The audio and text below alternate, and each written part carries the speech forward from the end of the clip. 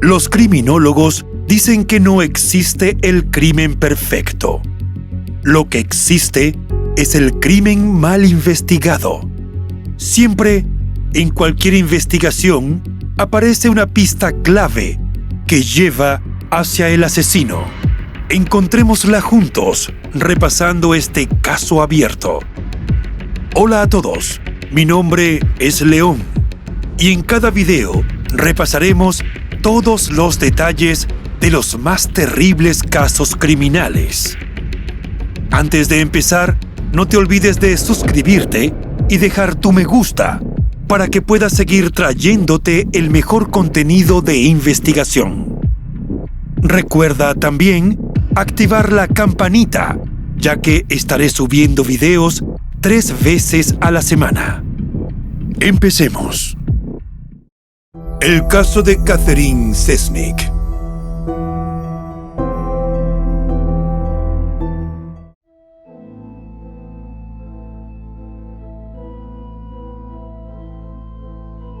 Catherine Ann Cesnik, mayormente conocida como Katy, nació el 17 de noviembre de 1942 en Estados Unidos.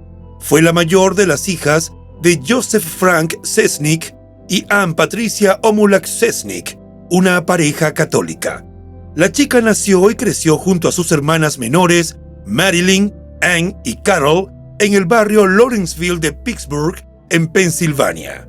Durante su infancia, no solo asistió a la iglesia, sino que también estudió en la Escuela Católica Romana de Santa María Asunción, una escuela operada por School Sisters of Notre Dame, las Hermanas Educadoras de Notre Dame, SSND por sus siglas en inglés, un instituto religioso mundial de hermanas católicas romanas, fundado en Baviera en 1833 y el cual, desde entonces, se ha dedicado a la educación primaria, secundaria y postsecundaria.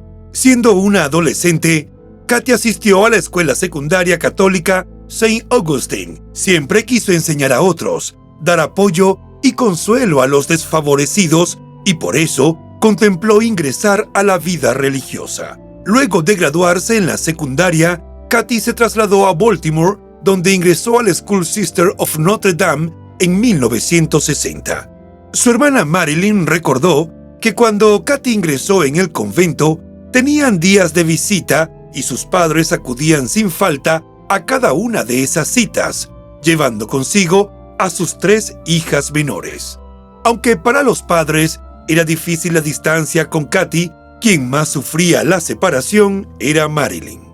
En su memoria guardó cada minuto con su hermana mayor en esa época y relató como anécdota que cada vez que llegaba el momento de despedirse, se agarraba a sus hábitos y le suplicaba que volviera a casa. Marilyn también solía decirle a su padre, Joseph, que encendiera el auto rápido para robarse a Katy y llevarla de vuelta al hogar familiar. Pese a la distancia física y los muchos deberes que una novicia debía cumplir en su día a día, como parte de su formación, durante los años siguientes, las hermanas se mantuvieron tan unidas como cuando vivían bajo el mismo techo. Eran infaltables las largas cartas en las que se hacían confidencias y las llamadas telefónicas. Y cada vez que Katy volvía a casa a visitar, para los Cesnik era como Navidad. Katy hizo todo lo necesario para cumplir su noviciado, que suelen ser 2 años dedicados al estudio y a la preparación espiritual, en los que se empiezan a practicar los votos que tendrán que profesarse. A ese proceso le sigue la toma de votos temporales, que es el momento en el que se profesan los votos de castidad, pobreza, obediencia y vida cuaresmal. Katy había realizado también sus votos temporales y comenzó su carrera docente en el recién creado Instituto Arzobispo Kew de Caton Avenue, el cual abrió sus puertas en 1965. Posteriormente, su nombre fue cambiado a Seton Kew. La joven monja enseñaba literatura inglesa y supervisaba el club de teatro de la escuela. Era una profesora enérgica, entusiasta y dedicada. Y lo que es más importante, apoyaba a sus alumnas y estaba muy pendiente de ellas.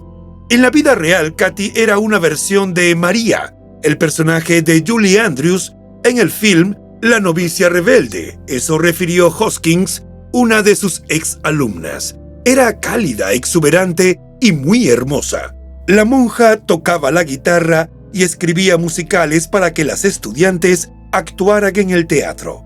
En 1968, llevó a sus alumnas a ver Romeo y Julieta en el cine, luego de que leyeron en clase la obra de William Shakespeare.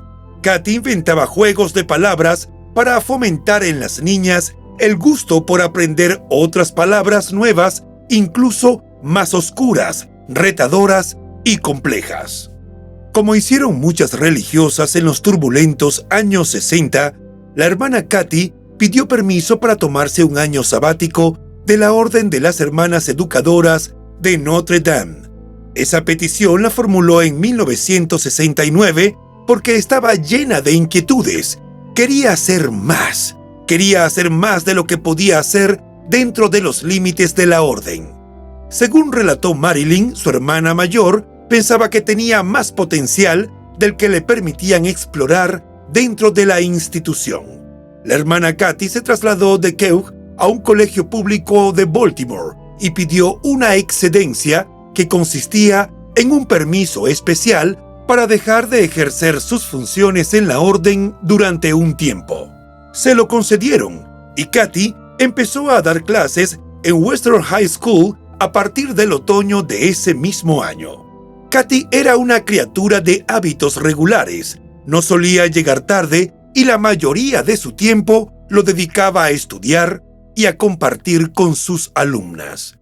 Aproximadamente a las 7:30 del 7 de noviembre de 1969, Katy le dijo a su compañera de apartamento, otra religiosa llamada Helen Russell Phillips, que quería ir al banco y luego a comprar un regalo de compromiso para su hermana. De acuerdo con reportes de prensa de entonces, ella cambió un cheque por $255 en un banco de Catonsville, Maryland. Luego manejó hasta el centro comercial de Edmondson Village, ubicado a unos 3 kilómetros de su vivienda, donde compró pasteles en Mullis Bakery. La hermana Helen se preocupó cuando Katy no volvió esa noche y les pidió ayuda a dos curas amigos, Peter McKeon y Gerard J. Cobb, para juntos buscarla. No la encontraron a ella, pero sí a su auto. El Ford Maverick nuevo y verde de la hermana Katy fue encontrado sin los seguros puestos, con las llantas llenas de barro y una rama en el volante. Como si fuera poco, también estaba estacionado a contramano en un lugar prohibido, a una cuadra de su departamento, a pesar de que ella tenía un lugar designado para dejarlo detrás del edificio. No había rastro de ella por ningún lado. Eran las 4:30 de la madrugada del 8 de noviembre y no hizo falta nada más para que hicieran la denuncia policial. Al ser consultados, algunos vecinos del edificio de departamentos frente al que se encontró el Ford Maverick dijeron que habían visto a la monja en su interior a las 8:30 de la noche y que en ese momento el auto estaba limpio. Otros vieron al auto, pero no a la monja, alrededor de las 10. Ya para ese momento estaba sucio y estacionado a contramano, tal como lo encontraron. El encargado de investigar la desaparición de Katy fue Nick Giangrasso, un detective de homicidios de 28 años, quien llevaba 5 años trabajando en el Departamento de Policía de Baltimore.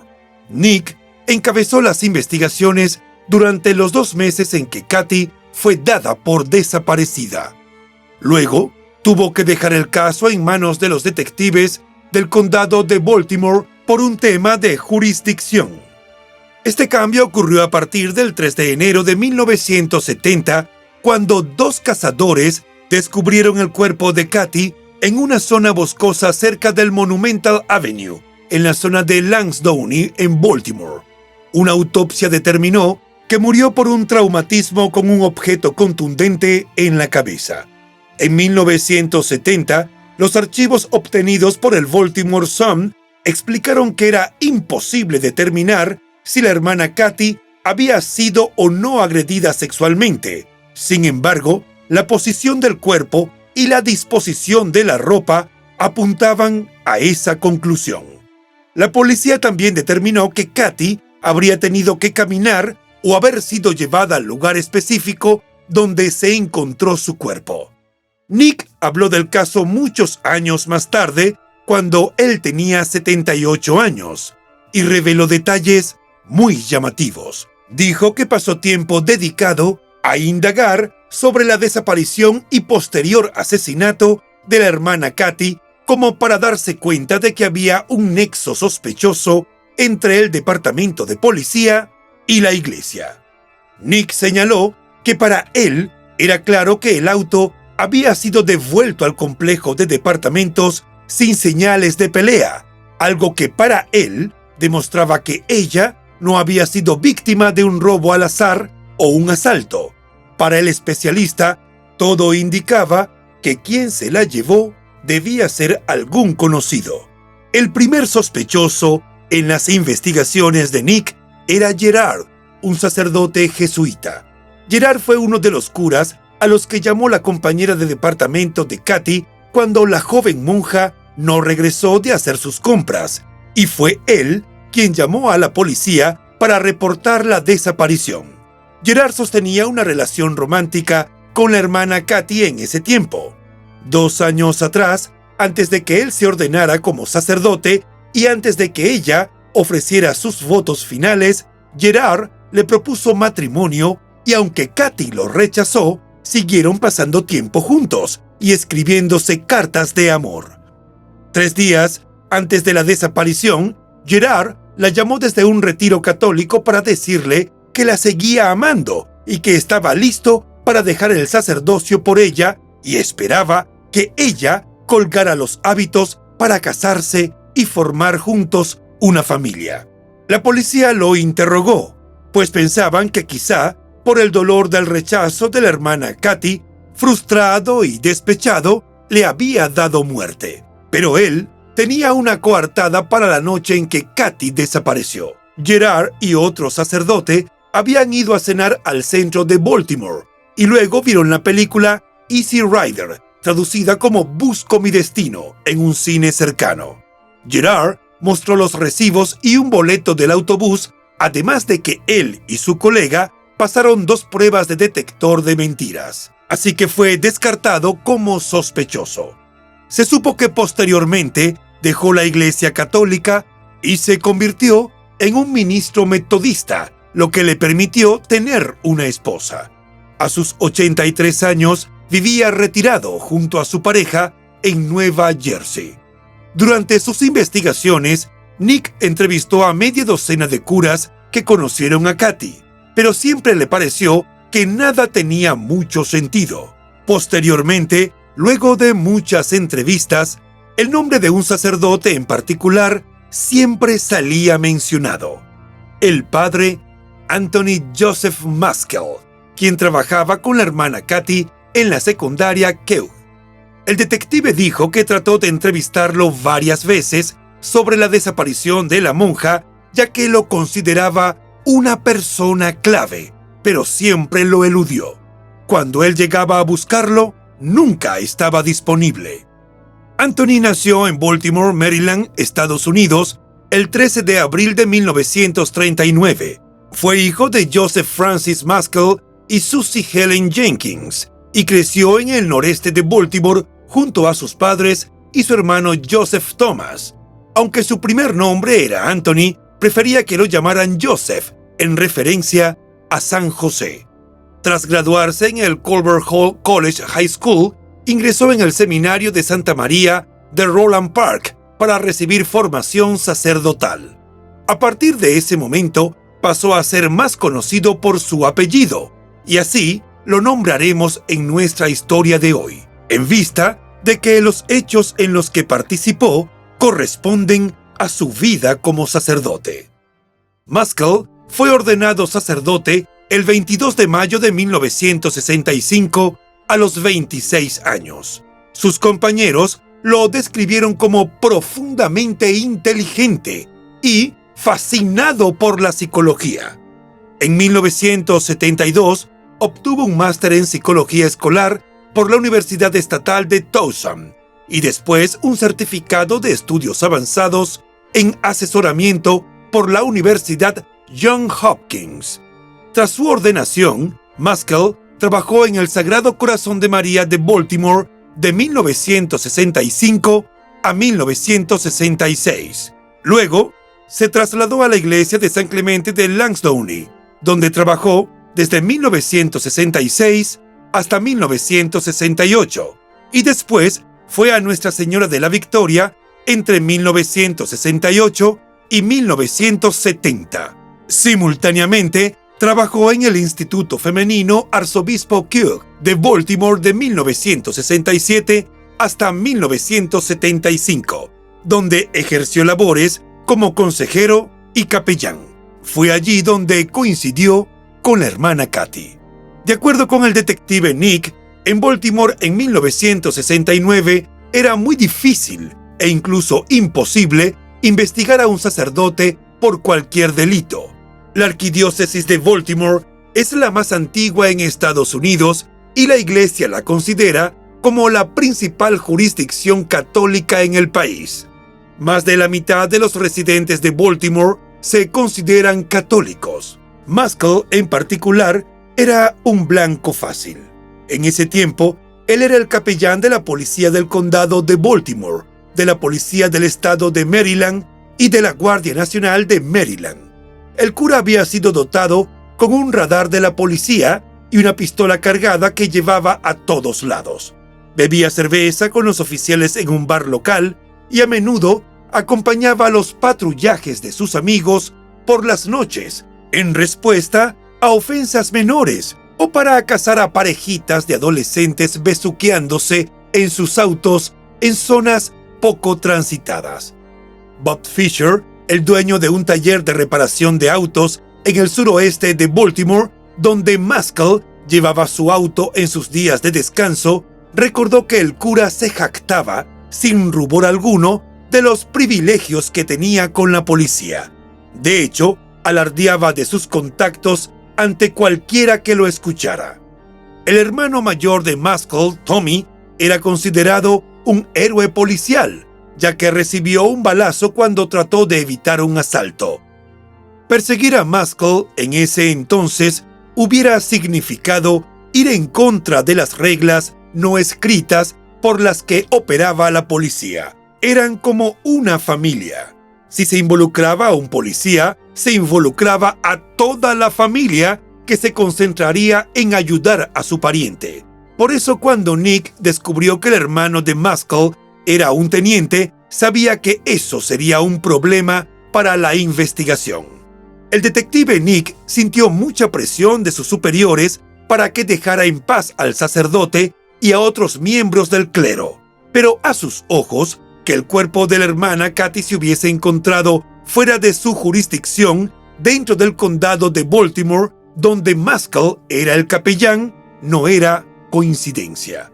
Sin embargo, tuvo que dejar el caso en manos de la policía del condado, quienes nunca acusaron a nadie. El caso de la desaparición y presunto asesinato de la hermana Katy quedó abierto durante 2 décadas y estaba frío como un témpano de hielo. Pero en 1994, 2 mujeres lanzaron acusaciones tremendas en contra del padre Maskell, relacionándolo con el asesinato de la joven monja. En documentos de la corte, las identificaron como Jane Doe y Jane Roe para preservar sus identidades reales. Ellas acusaron a Maskell de haberlas violado cuando eran estudiantes en la secundaria Kirk. Las mujeres presentaron una demanda civil por $40 millones en daños en contra del padre Maskell, de la arquidiócesis de Baltimore, de las escuelas hermanas de Notre Dame que administraban Kirk, y también contra un ginecólogo de Baltimore llamado Christian Richter.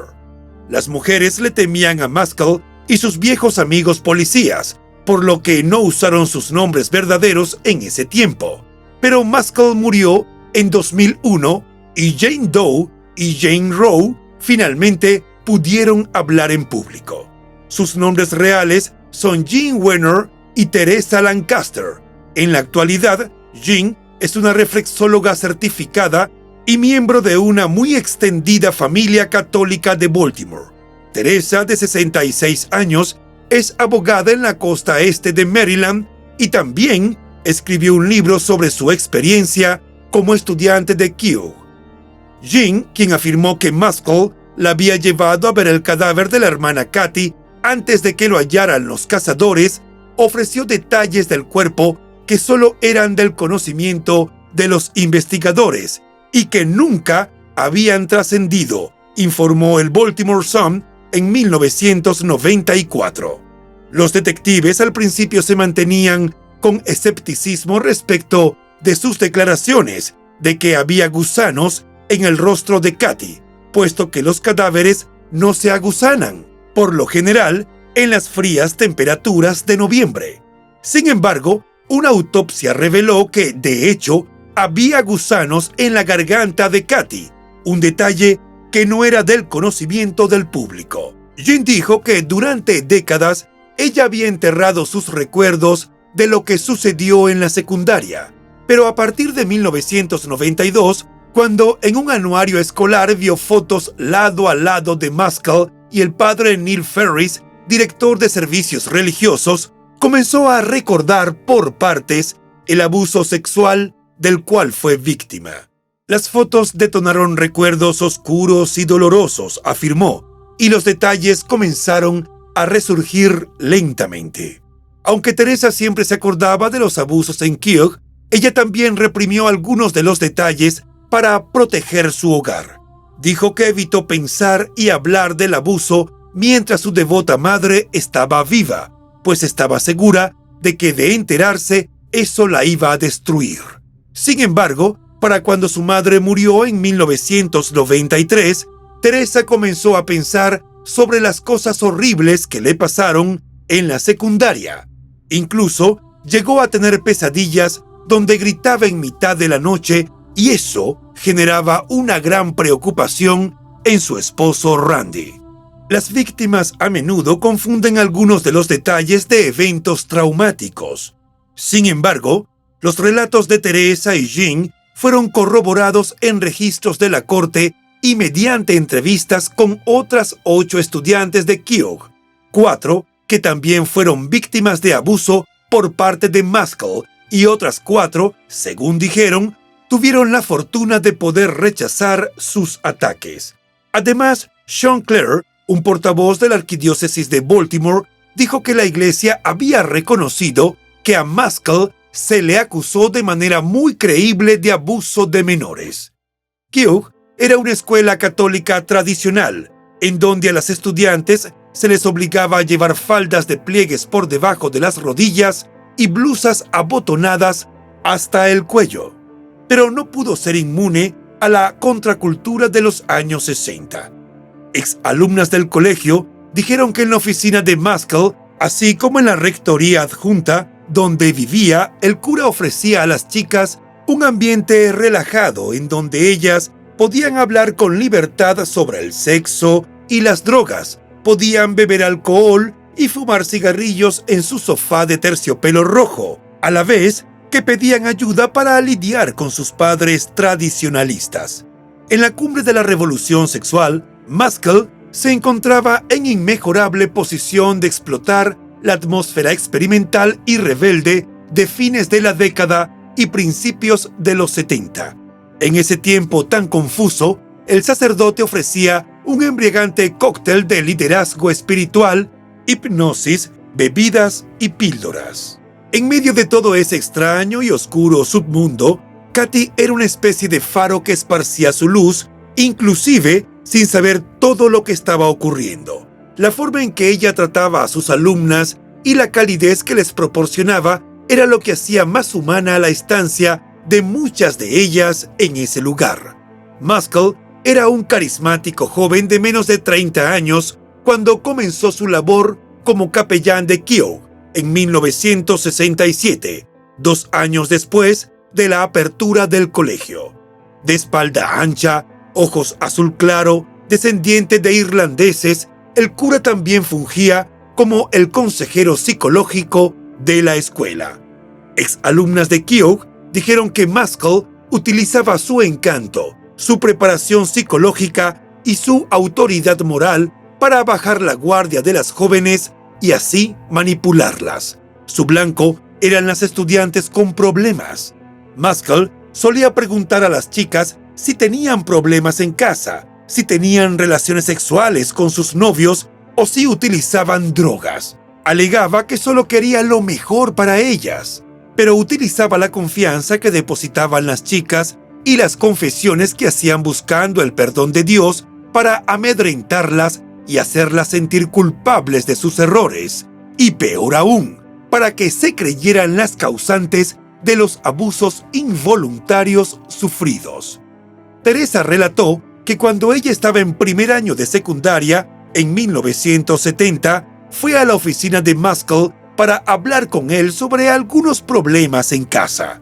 Sus padres habían descubierto un cigarro de marihuana en su bolso.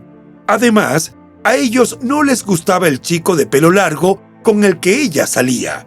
Era un día a mitad de la jornada escolar y Maskell la invitó a pasar a su oficina y cerró luego la puerta. Comenzó a quitarle la ropa y la obligó a sentarse desnuda sobre su regazo. Le dijo que le estaba tocando de manera santa. A menudo las chicas no se daban cuenta de que las estaba violando y abusando, sino hasta meses o años después. De hecho, Teresa creyó durante un tiempo que ella sostenía una relación romántica con el sacerdote e incluso llegó a pensar que él la amaba, pero notó que el sacerdote convocaba a su oficina a otras chicas y les brindaba el mismo trato. A todas las utilizaba y las manipulaba. Teresa contó que cuando comenzó a entender la verdadera naturaleza de esa relación, nunca peleó o le contó a nadie porque Maskell amenazó con expulsarla por usar drogas y enviarla a Montrose, una muy temida correccional juvenil en Reisterstown, Maryland. Una vez o dos, él la abofeteó y le mostró la pistola cargada que tenía en su escritorio, haciéndole entender que tenía que seguirlo en cualquier cosa que él quisiera o le iba a ir peor de lo que ella imaginaba. Cuando detectaba a una chica con problemas o que incurría en mal comportamiento, Maskell la comenzaba a sacar de sus clases, llamándola por el altavoz de la escuela para una terapia en su oficina. Podía estar en clase y podía ser a cualquier hora, pero al escuchar su nombre por el altavoz, cualquier chica que fuera mencionada debía ir de inmediato a ver a Maskell. Donna von den Bosch, exalumna de Keogh, recordó que estando en clases, a cualquier hora, escuchaba su nombre por el altavoz y ella, llorando, rogaba a sus profesoras que no la hicieran ir a la oficina del sacerdote, pero las maestras hacían caso omiso de los ruegos y le insistían en el deber de asistir a los encuentros con Maskell. Jean dijo que fue a ver a Magnus, el director de servicios religiosos del colegio, para confesarse cuando tenía 14 años, puesto que se sentía culpable por el abuso sexual que padeció cuando era una niña pequeña. El sacerdote volteó a verla en el confesionario y la interrogó sobre los detalles del abuso para luego masturbarse mientras ella hablaba. Después de eso, Magnus y Maskell la llamaban a sus oficinas para sesiones de terapia en las cuales le decían que se trataba de hallar el perdón de Dios por lo que ella había hecho cuando era niña. Jean dijo que ellos se masturbaban delante de ella, le tomaban fotos desnuda y le obligaban a actos sexuales como parte de su cura espiritual. Y ella, en medio de todo su drama y confusión, pensaba que en verdad estaban rezando por salvarla del fuego del infierno. Las mujeres recordaron que Maskell tenía un amigo ginecólogo, el Dr. Richter, quien las examinaba para asegurarse que no estaban embarazadas. Teresa aseguró que Maskell la llevó una vez a ver a Richter para una prueba de embarazo y que el cura la violó en la mesa mientras el doctor examinaba sus senos. Fisher el dueño del taller de autos, corroboró que Maskell presumía de llevar a las niñas al ginecólogo cuando iba a dejar su automóvil en las tardes. Richter negó haber abusado de las niñas en una entrevista que concedió al Baltimore Sun durante los juicios en la corte por las demandas de 1994. Sin embargo, admitió que pudo haber dejado entrar a Maskell durante sus exámenes pélvicos, debido a la ausencia de los padres para tranquilizar a las pacientes porque ellas le tenían mucha fe. El ginecólogo falleció en 2006. Los viajes de Maskell al ginecólogo señalaban una obsesión con las consultas. Teresa dijo que a él le gustaba realizar examinaciones pélvicas en el altar de la capilla de la escuela y aplicar lavados vaginales, enemas y supositorios anales en el baño de su oficina, así como en la rectoría. Muchas estudiantes dijeron que ellas también habían sido objetos de exámenes ginecológicos falsos, así como de enemas. Se trataba de una forma de establecer una mayor autoridad sobre las chicas, como si fuera una relación doctor-paciente, mientras realizaba cualquier acto fetichista que se le antojaba. Las jóvenes rara vez se resistían pues le tenían miedo. Donna dijo que ella tuvo el valor para rechazarlo una vez cuando cursaba el último año, pero las cosas no salieron bien. Ella amenazó con reportarlo y él respondió poniendo el cañón de su pistola en su boca. La catalogó de basura y alborotadora. Le aseguró que nadie le iba a creer, ya que era un hombre respetado con un diploma de la prestigiosa Johns Hopkins. Debido a la amenaza de muerte, Donna decidió que no valía la pena arriesgarse a reportar a Maskell ante las autoridades y tomó una actitud suicida en la secundaria. Varias de las mujeres con las que el Huffington Post habló sobre los abusos de Maskell describieron las acciones del cura como si se tratara de la operación de un burdel. Jean dijo que en su tercer año Maskell comenzó a llevarla en auto a la iglesia de San Clemente, donde él daba misa luego de la escuela, y que varios hombres abusaron de ella en la oficina que tenía allí. Ella no los conocía, pero se llamaban entre sí con nombres genéricos como hermano Ed, hermano Ted y hermano Bob. Dijo que algunos de ellos le daban dinero a Maskell a cambio de los abusos. Para mantenerla quieta, Maskell hacía creer a Jean que participaba por su propia voluntad en los actos sexuales. Sobre el abuso se refería a las actividades extracurriculares de la estudiante y que los hombres eran sus citas. Dijo que el sacerdote una vez puso su pistola sin carga en su sien, jaló el gatillo y le advirtió que su padre, un policía, le haría lo mismo, pero con balas en el arma, si descubría que ella andaba de promiscua con hombres mayores. Teresa, Jean y Donna recuerdan la participación de policías uniformados en estos abusos, tanto en la oficina de Maskell como fuera de la escuela. Otras dos exalumnas de Keogh y otra mujer que asistía a la iglesia de San Clemente dijeron al Huffington Post que Maskell abusó de ellas cuando eran adolescentes. A menudo lo hacía con otros hombres. En medio de toda esa larga y sórdida historia de abusos que les hemos presentado, la única persona que trataba de ayudar a las chicas era la hermana Kathy.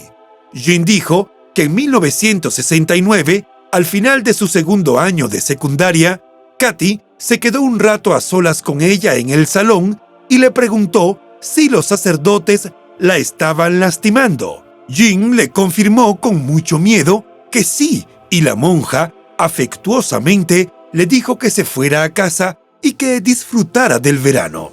Kathy Hobeck relató que ella le pidió a Kathy que la protegiera de los abusos de Maskell cuando asistió a Keogh en 1968. Y a partir de ese momento, la joven monja daba excusas por ella cuando el sacerdote la llamaba a su oficina. En el otoño de 1969, cuando la hermana Kathy dejó Keogh, y tomó un nuevo empleo en la escuela pública, se mantuvo cercana a sus exalumnas, quienes visitaban su departamento con frecuencia. Maskell seguía siendo tema de conversación entre ellas, y Katy, aunque no podía salvarlas de los abusos, al menos trataba de darles consuelo. 2 días antes de la desaparición de la hermana Katy, Hovek y una compañera la visitaron en su casa.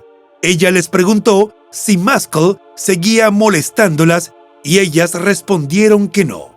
Otra exalumna de Keogh, quien habló bajo anonimato, visitó a Katy en su departamento la noche previa a la desaparición para hablar de los abusos en la escuela. Relató que a mitad de la conversación, Maskell y Magnus irrumpieron en el departamento sin llamar a la puerta.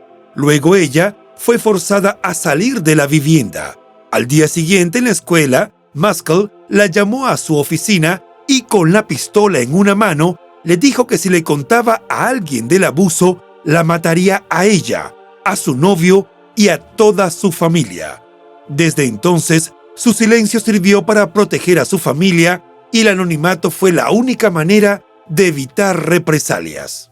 En junio de 1992, más de 2 décadas después del asesinato de Katy, cuando Jean reportó los abusos de Maskell a la arquidiócesis de Baltimore, el director de comunicaciones de la arquidiócesis le declaró al Huffington Post que la iglesia suspendió a Maskell del ministerio de manera temporal para una evaluación psicológica y que se le mandó a tratamientos los siguientes meses.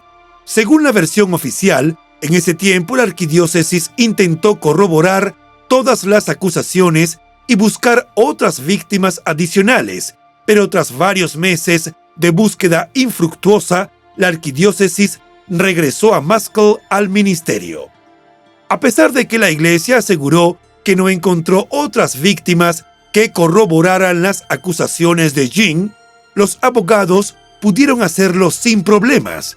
Ellos hicieron circular una carta a las alumnas de Keogh en 1993 y la publicaron en un anuncio en el Baltimore Sun. Ahí preguntaban si alguien recordaba los casos de abuso en la escuela en los años 60 y 70. Más de 30 mujeres, incluida Teresa, contestaron. La historia de Teresa era tan convincente que los abogados de Jean la invitaron para sumarse a la parte acusatoria en la demanda civil contra Maskell, el Dr. Richter, la iglesia y la orden de monjas que manejaba Keogh.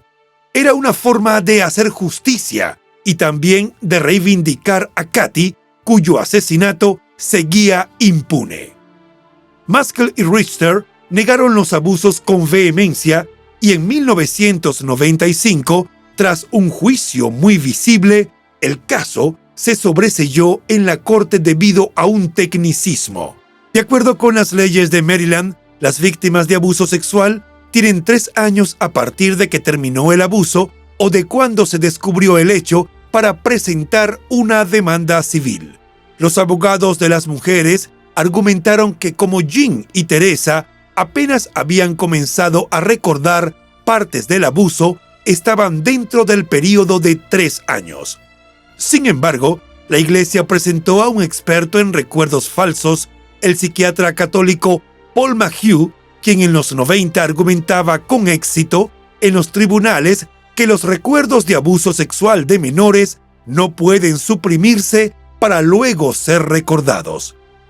La juez Hilary Kaplan dijo que para ella las mujeres contaban la verdad, pero que decidió, luego de escuchar el testimonio del psiquiatra, que la memoria recuperada no podía usarse para fijar el término de 3 años requerido por la ley.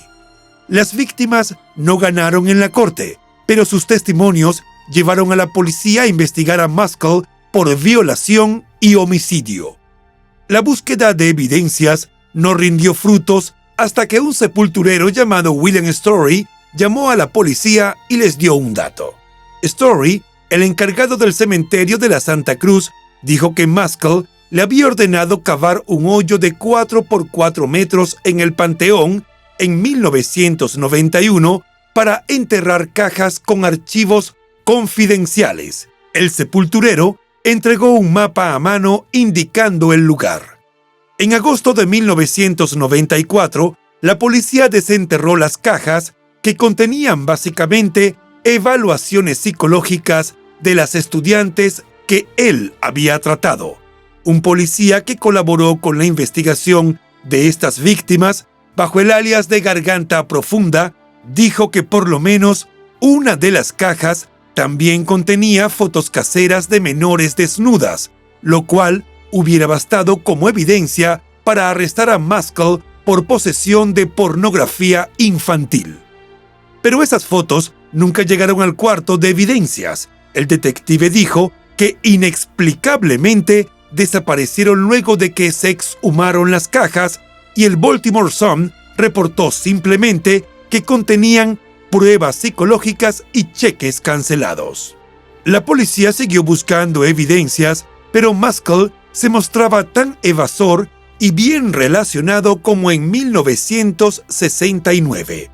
Garganta Profunda dijo que tan pronto comenzó a investigar el caso de la muerte de la hermana Katy, recibió una llamada de uno de sus jefes en el departamento de policía, quien le indicó que siempre supieron quién mató a la monja y que cuando él lograra dar con la verdad, descubriría que no debió buscar un culpable, sino seguir su vida y dejar la investigación abierta. Antes de que la policía pudiera siquiera interrogar a Maskell, en 1994, él mismo se registró en un centro de tratamiento bajo la premisa de que necesitaba ayuda para lidiar con el estrés y la ansiedad que el caso le produjo. Unas semanas después, se dio de alta con discreción y se marchó a Irlanda, donde continuó su labor como sacerdote con absoluta impunidad, tanto por el asesinato de Katy como por sus múltiples abusos contra alumnas menores de edad. Las autoridades abandonaron la investigación cuando Maskell dejó el país y murió sin haber sido sentenciado por algún delito. Magnus, el otro sacerdote implicado, había fallecido años antes, en 1988, y el Dr. Richter murió en 2006. Jean dijo que quedó devastada cuando supo que desecharon su caso y que nadie enfrentó la justicia. Se sintió traicionada por la iglesia, la escuela, la policía y el sistema judicial. La búsqueda de Gemma Hoskins por respuestas al asesinato de su admirada profesora Katy Sesnick inició en el verano de 2013 cuando se reencontró con un ex reportero de Baltimore Sun que la entrevistó al respecto años atrás. Gemma quería justicia para Katy y sus compañeras en Keogh mientras tuvieran vida, y en ese momento se dedicaba por completo a su investigación. Tenía poco de haberse jubilado como maestra y era una viuda sin hijos. Gemma comenzó a buscar otras posibles víctimas de abusos sexuales en Keogh. En septiembre de 2013, entró a la página oficial de las alumnas y preguntó si alguien sabía de abusos en la escuela a fines de los 60 y principios de los 70. De inmediato, mujeres que habían guardado silencio por años contaron sus historias del abuso de Maskell y otros. Sin embargo, cuando Gemma mencionó el asesinato de Katy, todo cambió y, según ella, ardió Troya. Algunas alumnas de Keogh la acusaron de lanzar una cacería de brujas y los administradores la expulsaron de la página de Facebook por publicar contenidos inapropiados. Sin embargo, Gemma llamó la atención de algunas mujeres que pensaban igual, como A.B. Schaub, quien por mucho tiempo sospechó que los casos de abuso sexual en Keogh se relacionaban, en cierto modo, con el asesinato de la hermana Katy. Las mujeres crearon su propia página privada de Facebook para continuar las conversaciones a fin de que eso pudiera convertirse en una verdadera investigación seguida por cientos de personas. En su investigación del asesinato de Katy, han perseguido por lo menos una docena de pistas. Se han concentrado en las probables conexiones entre el asesinato de Katy y los de otras chicas en el área por la misma época, pidiendo todos los archivos de la policía de Baltimore y del FBI en torno a esos casos. Dieron con los descendientes de Story, el sepulturero, y contactaron a todos los profesores y personal administrativo que pudieron que hubiera trabajado en Keogh a finales de los 60 con la esperanza de que alguien pudiera dar pruebas irrefutables o algún testimonio sólido. Desenterraron registros de propiedad de la rectoría donde vivía Maskell y entrevistaron a los vecinos con la esperanza de poder hallar evidencia que lo incriminara. Las mujeres incluso se concentraron en un sospechoso que seguía con vida y que creían, aunque no podían probarlo, que había participado en el asesinato de Katy. Entrevistaron a algunos de los parientes de ese individuo y revisaron sus antecedentes en la policía, descubriendo que él había sido un sospechoso en el caso en los 90. Ellas siguen buscando evidencia que pruebe quiénes estuvieron involucrados en la muerte de la querida profesora y religiosa. No han abandonado su empeño de conseguir justicia para la hermana Katy, puesto que se mantienen escépticas en cuanto a la posibilidad real de que la policía logre superar toda la red de obstáculos y silencios cómplices alrededor del caso. En 2017, el oscurantismo del caso del asesinato de la hermana Katy recibió un poco de luz cuando las ex estudiantes de Keogh, mencionadas en este relato, participaron en un documental de Netflix llamado The Keepers. Desde su transmisión, Gemma sigue siendo una detective aficionada y una antigua alumna ferozmente leal y dedicada de la hermana Katy. Aún en 2023, Gemma no ha dejado su empeño por averiguar qué le ocurrió exactamente a la hermana Katy.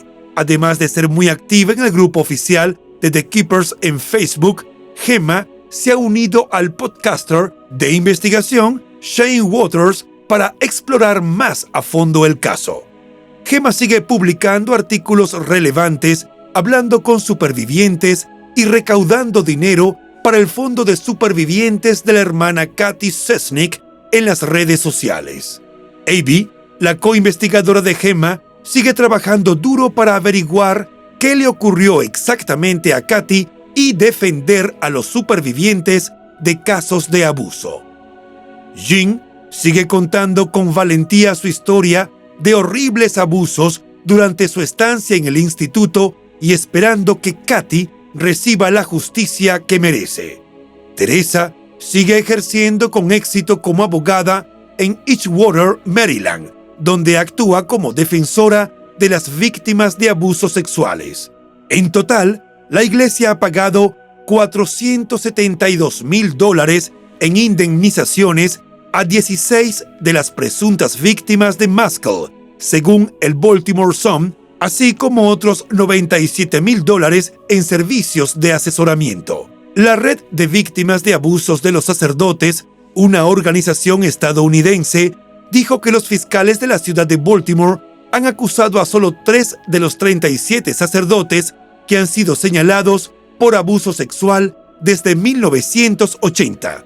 Solo 2 de ellos fueron sentenciados y una de esas condenas fue sobreseída en 2005.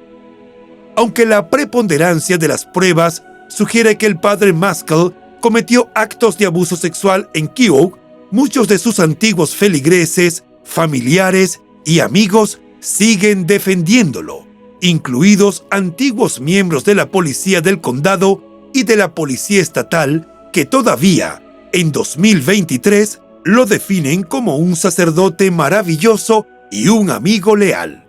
Precisamente, esas lealtades ciegas impidieron que la desaparición y asesinato de la hermana Katy se investigara de manera apropiada. Sin embargo, el buen corazón de la joven religiosa y su genuino interés por ayudar a sus alumnas víctimas de abuso constituyen su legado.